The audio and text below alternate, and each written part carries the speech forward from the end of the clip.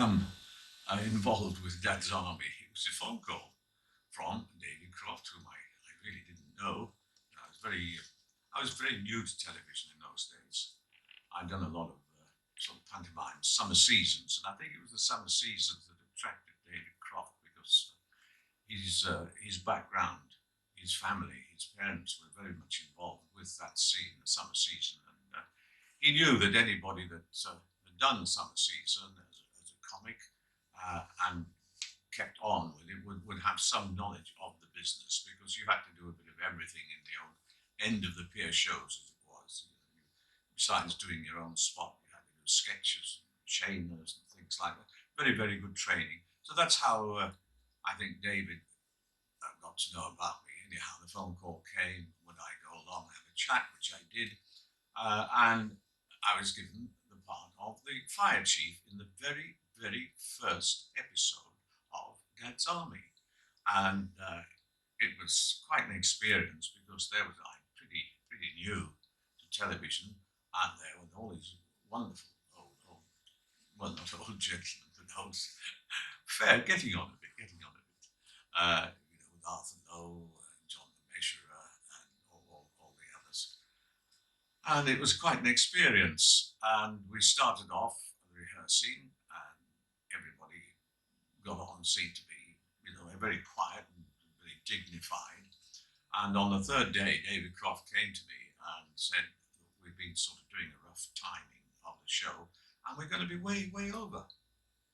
And the only thing I can see is, unfortunately, Gordon, you have to cut your whole scene. So I had with this wonderful, very funny scene as the fire chief with Arthur.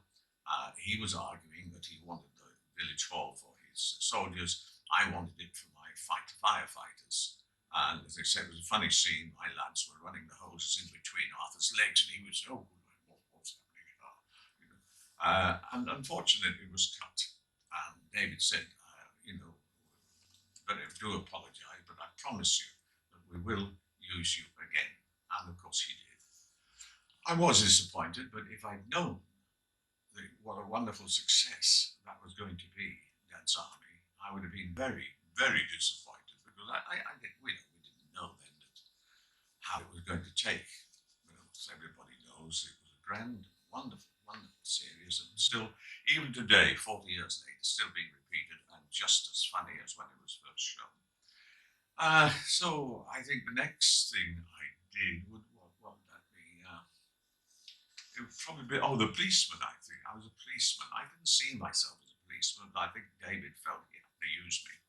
And I had this scene where I was showing them how to use the service respirator, and of course it was a very funny scene once again. And believe it or not, that's one of the episodes that's lost. So not only did I not appear in the first one, the second time I appeared, the episode was lost. So 2 out of 2, that's not bad, is it? And then, of course, later I was asked to do the Man with the Door, which was a lovely scene. I was in about four different scenes in that episode, where I had the door for the bank, which was just a piece of tarpaulin spread on 2 frame bits of wood. And I had a fag in my mouth and burned a hole in the tar paper, and of course, Arthur didn't. I can't have that in my bank. But anyhow, what was the other one? And I was the soldier that brought the very, very first real rifles. When I came in, I gave him the paper, and he desperately wanted to get his hands on a rifle. I said, no, you've got to sign here, sign there, sign there, sign there.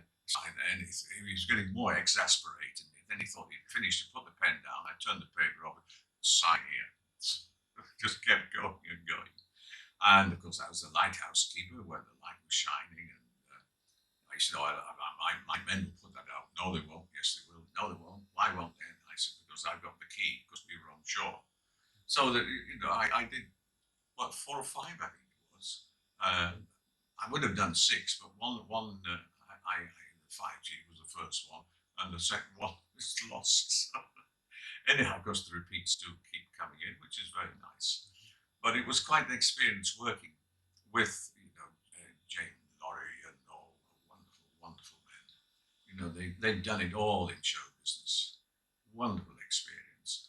But during rehearsals, everything was very quiet and refined. I mean, David he was a strict director producer, but he did it in a very quiet, efficient way.